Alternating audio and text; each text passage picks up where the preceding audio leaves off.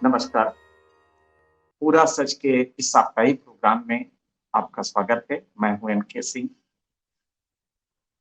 कभी कभी देश के प्रधानमंत्री इतने कॉन्फिडेंस से कुतर्क करते हैं कि खुद अपने समझ पे हमें एक बार शक हो जाता है।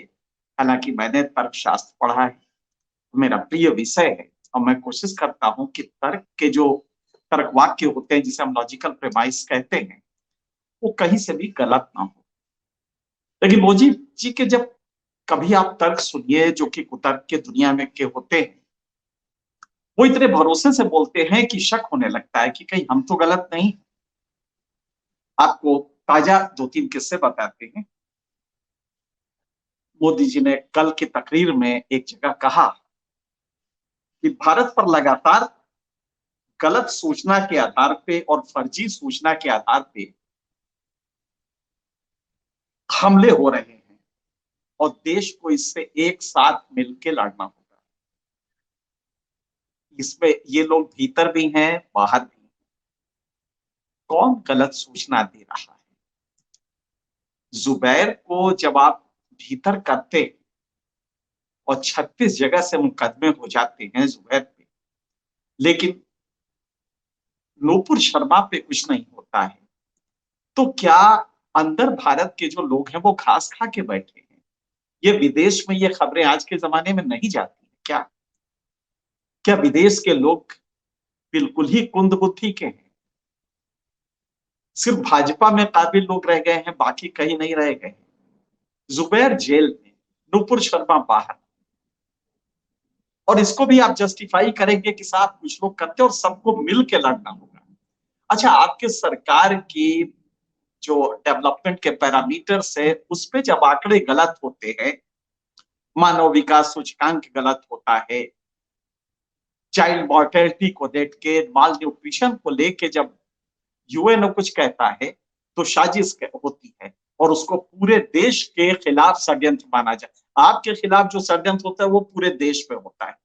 लेकिन जुबैर को जब आप बंद कर देते हैं और जमानत नहीं होती है, और सुप्रीम कोर्ट का जज, सुप्रीम कोर्ट की बेंच जब ये कहती है कि हो ये रहा है कि समान किस्म के एफआईआर पर जुबैर को लेके जो केस चल रहा था, उसपे सुप्रीम कोर्ट ने कहा समान एकदम आइडेंटिकल एफआईआर है। लिहाजा जब लोअर कोर्ट एक केस में छोड़ती है जुबैर को, तो दूसरे वाले केस में पुलिस बंद कर देती है। एक अजीब सा विशियस सर्किल, कोर्ट ने जो वर्ड यूज किया वो विशियस सर्किल, एक दुष्चक्र बना हुआ है। जरा सोचिए, सुप्रीम कोर्ट का बेंच, सुप्रीम कोर्ट की बेंच अगर ये कमेंट करेगी सरकार पे जुबैर की गिरफ्तारी को लेके, तो क्या आप समझते हैं कि वो विदेश में जो लोग बैठे हैं या हम लोग जो बैठे हैं, बहुत दिन से घास चर रहे हैं?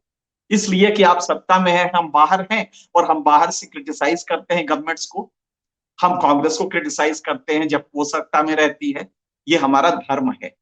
आप पता नहीं अपना धर्म कितना मानते हैं, लेकिन ये हमारा धर्म है। तो आपने ये कहा सारे देश को एक साथ लड़ना होगा। सुप्रीम कोर्ट का ये कमेंट किसी भी एक जो गैरत वाली सरकार होगी, उसको इस्तीफा देने के लिए काफी है। लेकिन नहीं, वो तो देश तरक्की कर रहा है, इस्तीफा देना तो ये लोग कहेंगे जो कि देश के खिलाफ है।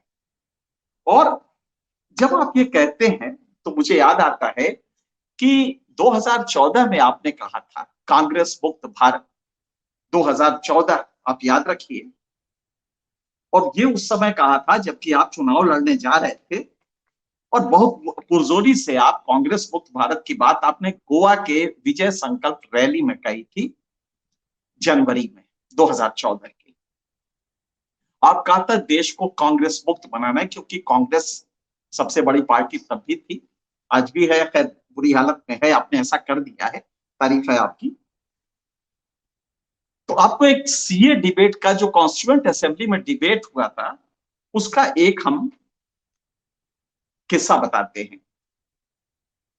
उसमें एक रामायण सिंह एक मेंबर थे, उन्होंने एक बड़ी अच्छी बात कही कि एक ऐसी गवर्नमेंट जो विरोधियों को, जो अपोजिशन को कुचल के और लगातार सत्ता में बने रहना चाहती है, वो देश प्रेमी नहीं है, वो देशद्रोही है। आज आप क्या कर रहे हैं, आप जरा सोचिए मोदी जी। अभी तो 2 दिन पहले आपने कहा था कि रेवड़ी संस्कृति से राज्य की सरकारों को बचना चाहिए। रेवड़ी संस्कृति मतलब चुनाव के समय जो रेवड़ी बांटते हैं, जुमला तो ये है, अंधा बांटे रेवड़ी, अपन अपन को दे, फिर अपन को दे। अंधा जब रेवड़ी बांटता है तो आपने उसको रेवड़ी संस्कृति ले ली है और कहा है कि चुनाव के समय जो फ्रीबीज बांटे जाते हैं उससे, ये दरअसल आपने पंजाब में अपनी हार के बाद जो बेचैनी हुई आपको, क्योंकि उसमें अरविंद केजरीवाल की पार्टी जीती और उसने जो वायदे किए थे, लेकिन उसने किया क्या था, जरा गौर कीजिएगा। उसने जो करप्शन था, और खास करके जो माइनिंग वगैरह में करप्शन होता था, एक पूरा सीरीज था जो स्मगलिंग होती थी, उस पर अंकुश लगा के रेवेन्यू मॉप अप करके और उसको किसानों में बांटने के लिए फ्रीबीज का ऐलान किया था। दिल्ली में वो कर भी रहे हैं, खैर ये आपका उनका झगड़ा है, लेकिन आपने कहा था ये फ्रीबीज की संस्कृति बंद करो। मोदी जी, 2019 के चुनाव के पहले दिसंबर 2018 को किसान सम्मान निधि किसने घोषणा की थी? वो कोई विरोध के लोग थे? रेवड़ी संस्कृति किसने शुरू की थी? ठीक 3 महीना पहले आपने 12 करोड़ किसानों के लिए हर महीने हर हर हर 4 महीने पे 2,000 रुपए की एक घोषणा की। हालांकि रुपए में देखेंगे तो वो मुश्किल से 15 रुपया होता है, 15 रुपया कोई आमदनी नहीं होती है किसी की, लेकिन आपने उसे 6,000 रुपए 4 महीने में, 4 महीने का मतलब 100 दिन, 2,000 रुपए 4 महीने में आप देने लगे। 120 दिन में 2,000, जरा जोड़ लीजिए कितना होता है। एक परिवार को 15 रुपए दे के आपने चुनाव पूरा जीत लिया। तो रेवड़ी किसने बांटी थी वो भी छोड़िए। अभी कुछ महीने पहले यूपी का चुनाव हुआ, चूंकि यूपी का चुनाव था, पंजाब का चुनाव था, तो आपने जितने भी आपके पेट्रोल के डिस्ट्रीब्यूटर्स थे, आपने सारों पे सख्ती की और इशारा किया कि कोई पेट्रोलियम प्राइसेस नहीं बढ़ेंगे, और जब तक चुनाव हुआ पेट्रोल के दाम नहीं बढ़ने दिए। और जैसे ही चुनाव हो गया तो 6 बार पेट्रोल के दाम बढ़ गए, क्योंकि तब आप जीत गए या हार गए। यूपी में जीत गए, वहां हार गए। तो रेवड़ी कौन बांटता है? रेवड़ी संस्कृति किसने शुरू की? लेकिन अजीब सा है तर्क।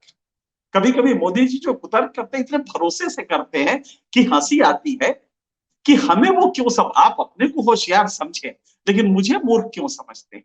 जनता को मूर्ख हो सकता है कि जनता भावना में बह जाए धर्म के नाम पे, 2 साल, 4 साल, 5 साल, 10 साल, लेकिन इसकी मियाद होती है, ये ज्यादा दिन चलता नहीं है। तो अब आपका दूसरा ये था जो आपने बताया, अनएम्प्लॉयमेंट रेट भयंकर इजाफा हो रहा है। अगर इसके बारे में तथ्य लिखते हैं हम लोग, बोलते हैं, तथ्य पता करके जो कि आप छिपाने की कोशिश करते हैं, विदेशों में भी जाता है, तो क्या ये हम लगातार भारत की इज्जत गिराने लगे? अगर हम सरकार को क्रिटिसाइज करते हैं तो इसमें भारत की इज्जत गिरने लगती है ना? सुप्रीम कोर्ट भी गलत है, वो भी शायद हम ही लोग के साथ खड़ी है, जो कि अक्सर गाहे बगाहे नुपुर शर्मा को डांट देती है, और तब आपके लोग कहते हैं कि शायद सुप्रीम कोर्ट है। जरा सोचिए कौन करता है ये सब, और किसको खड़ा होना चाहिए देश में, एकजुट किसके लिए होना चाहिए? तो आपने दूसरा ये किया। अब आप एक और पक्ष देखिए इसका।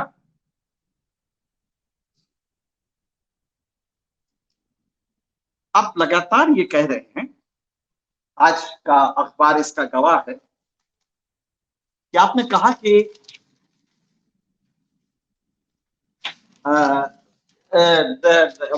सावधान रहना चाहिए। तो आपने विपक्ष से एक अपील की, बड़ी मार्मिक अपील है, क्योंकि सेशन शुरू हुआ है तो आपके लोग अब अखबारों में लिखने लगे हैं कि विपक्ष बहुत गलत है। विपक्ष को देखिए साहब, पार्लियामेंट से बायकॉट करता है। जब आप थे तो बायकॉट होता था तो वो देशद्रोह नहीं था, लेकिन अब तो ये भी कहा जा रहा है कि देशद्रोह है। आप संसद का बायकॉट करते हैं। आपके लोग सब लिखना शुरू कर दिए आर्टिकल में। अब आपने विपक्ष से अपील की है कि आए और आप संवाद करें, कंस्ट्रक्टिव संवाद करें, खुले दिमाग से संवाद करें। ये आपने कहा है। खुला दिमाग कैसे रखें जब महाराष्ट्र में मुर्गे की तरह सारे के सारे सत्ता पक्ष के एमएलए को पकड़ के और साथ में बैठा के ले जाके 11 दिन उनको ऐश कराएंगे गुजरात में और उसके बाद गुवाहाटी में। जब आप सरकारें, चुनी हुई सरकारें गिरा देंगे, उत्तराखंड में कोशिश करेंगे, सफल भी हो जाएंगे, तो जब आप ये करेंगे तो वो खुला दिमाग रखे। और आप बिल्कुल सही कर रहे हैं। आप जब सरकारें विपक्ष के गिरा देते हैं, और गिराते भी हैं तो कैसे गिराते हैं जरा सोचिए। 2014 से कितने विपक्षी पार्टियों के नेताओं पर ईडी का, इनकम टैक्स का, मनी लॉन्ड्रिंग का कितने सारे हमले हुए हैं। ये सिर्फ यही लोग गलती करते हैं, बाकी कोई नहीं करता। बाकी आपके यहां सब दूध के धुले, एक भी आदमी कोई भी करप्ट नहीं है। जितने करप्ट हैं वो विपक्ष में हैं। और फिर ये होता है कि अगर वो समझौता करके आपकी तरफ आ जाते हैं तो उनके केसेस भी खत्म हो जाते हैं, वो दूध के धुले हो जाते हैं। तो विपक्ष खुले दिमाग से काम करे। लेकिन आपका ईडी, आपका इनकम टैक्स, ये उनके यहां हमला करके उनकी रीढ़ की हड्डी तोड़ेगा तो फिर सब सही है, तब फिर कहीं कोई गलती नहीं। किस भाव से आप ये गवर्नेंस का मॉडल लाए हैं, ताज्जुब होता है। ताज्जुब होता है, और इसमें भी जस्टिफिकेशन के साथ और पूरी कॉन्फिडेंस के साथ। वो किसी ने बड़ा बढ़िया, कोई मोटिवेशनल स्पीकर है, उसने कहा था कि भाई शेर शेर क्यों है, ना तो हाथी से ताकतवर है, ना चीते से फुर्तीला है। ऐसा कुछ भी नहीं है। इन सब के बावजूद ना वो लोमड़ी की तरह चालाक है। फिर शेर जंगल का राजा क्यों होता है? वो इसलिए होता है कि वो मानता है कि वो राजा है। उसका एटीट्यूड है, उसका एटीट्यूड राजा वाला है, इसलिए वो राजा है। वो अपने को मानता ही राजा है। तो अगर आप एटीट्यूड, तो ये मुझे लगता है कि जब आपके गृह मंत्री ने कहा था कि ये भाई हम 40 साल राज करेंगे, तो शायद सही कहा था। विपक्ष का वो एटीट्यूड ही नहीं है। वो अपने को राजा मानता ही नहीं है। और जब जब आप पर आरोप लगता है तो वो मान लिया जाता है कि पूरे जंगल पे आरोप है, पूरे देश पे आरोप है। जब भी विदेश से कुछ कहा जाता है, कोई फॉरेन की मकबूल एजेंसी आपके पैरामीटर जो आप ही की सरकार के दिए हुए होते हैं उस पे आपको खरा नहीं पाती है और क्रिटिसाइज करती है, तो कहा जाता है कि ये विदेश के लोग भारत का हित नहीं देखना चाहते, भारत को एकजुट होना पड़ेगा। ये अजीब सी परिभाषा है। हम सरकार की बुराई करें तो वो भारत के खिलाफ हो जाता है, और सब लोग को एकजुट हो जाना चाहिए उसके लिए। ये किस तरह का लॉजिक आप देते हैं कि कभी कभी, मतलब 14 साल में एक आदमी भी नहीं हुआ है जिसको ये कहा जाए कि साहब वो बीजेपी के है और उस पर हमला हुआ है, उस पर ईडी ने छापा मारा है, बीजेपी में करप्शन नहीं। और जो सबसे बड़ी हमें ताजुब हो रही है, संघ इसको कैसे बर्दाश्त कर रहा है। मैं संघ को क्रिटिसाइज करता हूं उसके आइडियोलॉजिकल तथ्यों को लेकर, लेकिन संघ के बारे में मेरा ये मानना है कि अद्भुत संगठन है और उसकी प्रतिबद्धता, गलत या सही जो भी हो, अक्षुण्ण है। और समाज में एक लेवल पे, जैसे कि वो दूर तो नहीं कर सका हिंदुओं में जातिवाद, अस वर्सेस देम के अलावा उसके पास 90 साल से बहुत कुछ नहीं, लेकिन कंस्ट्रक्टिव काम करता रहा है। हिंदू समाज के लिए ही करे, लेकिन वो कंस्ट्रक्टिव काम करता रहा है। संघ में लोगों के विचारधारा जो भी हो, चारित्रिक इस तरह के दोष कम पाए जाते हैं। इसके बावजूद संघ ये चीजें कैसे बर्दाश्त कर रहा है? जब आप किसी की सरकार गिरा देते हैं चुनी हुई, और उसके लोगों को मुर्गे की तरह उठा के विधायकों को ले जाते हैं, जब पैसे का खेल चलता है, तो संघ इसको कैसे बर्दाश्त कर रहा है? क्यों संघ को सत्ता की इतनी लालच हो गई है? संघ को इससे क्या मिलेगा? जब इतिहास लिखा जाएगा तो मोदी जी का क्रिटिसिज्म कम होगा। जब इतिहास लिखा जाएगा तो संघ को भी एनालाइज किया जाएगा। मेरी चिंता ये है कि जब संघ एनालाइज होगा तब संघ बहुत ही अच्छे उसमें नहीं जाएगा, क्योंकि जो जो आप कर रहे हैं, जो जो कुतर्क आपके हैं, उसका असर संघ पे पड़ेगा। जब एनालाइज किया जाएगा तो कहा जाएगा कि कहां था नागपुर? नागपुर तो अपने को शुचिता के लिए मानता है। आइडियोलॉजिकल कमिटमेंट हो सकते हैं जैसे भी, लेकिन कम से कम ये तो एक पक्ष है उसका, और मेरा भी मानना है कि उस पक्ष पे वो काफी दूर तक ठीक है। अस वर्सेस देम का एक भाव शाश्वत है, और ये भी असफल रहा है कि दलित प्रताड़ना दूर कर पाए। आज की खबर है कि उत्तराखंड में पिछले 3 साल में 35% दलित प्रताड़ना के, दलित के अगेंस्ट क्राइम के केसेस बढ़े हैं। अभी 2 दिन पहले वहां पे जो भोजन माता इस्तेमाल जो काम करती हैं, वहां पे जो खाना बनाती हैं बच्चों के लिए, मध्याह्न भोजन बनाती हैं, उसमें कोई दलित महिला थी, तो जो सवर्ण लड़के थे उन्होंने खाने से मना कर दिया। ये जिम्मेदारी संघ की थी कि जाति भेद खत्म करें। कितने आंदोलन आपने इस तरह के किए हैं, और कितने आंदोलन वहां जाके आपने किए हैं कि नहीं, यही दलित महिला रहेगी, सवर्ण खाना हो तो खाएं, ना खाना हो तो ना खाएं, लेकिन इसके अलावा कोई और नहीं रहेगा। संघ यहाँ पे चूका है। संघ ने भारत की जाति व्यवस्था को खत्म नहीं कर पाया, फेल हो गया। अस वर्सेस देम तो उसका भाव था, लेकिन उस पर वो कायम रहा 99 साल, 99 क्या 97 साल, अगर 52 आज 22 है तो 2022 में 97 साल, 97 ईयर्स हो गए। संघ जातिवाद को नहीं खत्म कर पाया। हालांकि किए, कहने को हम भी उसमें शामिल हुए थे जब समरसता का आंदोलन शुरू किया था, लेकिन उससे कुछ भी नहीं हुआ, क्योंकि व्यक्ति को आप बदल नहीं पाए जाति के स्तर पे। तो आज जब ये सब कुछ हो रहा है, सत्ता में सत्ता का खेल हो रहा है, जब ईडी छापा मार रहा है, क्या ये संघ नहीं रोक सकता? संघ इससे अपने को अलग नहीं कर सकता था? लेकिन शायद संघ को भी सत्ता खींचती है, तो संघ की नैतिकता भी उससे नीचे आ गई और सत्ता खींच के ले गई है।